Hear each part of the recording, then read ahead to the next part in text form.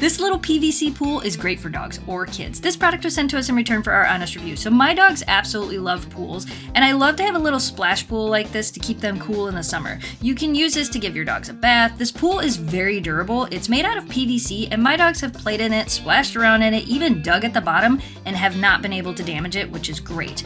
You don't want to let your dog chew on the pool, obviously.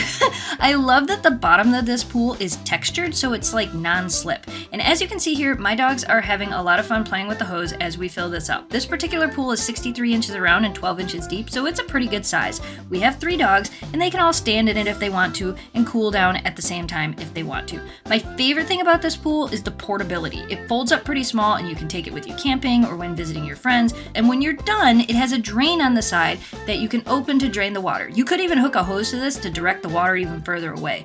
Once you're done, you can hang it dry or use a towel. It's important to let it dry completely before folding it up, and yep, once it's dry, fold it up and put it away. It folds down pretty small for storage, which is way nicer than those big plastic pools that are always hard to find a place to store.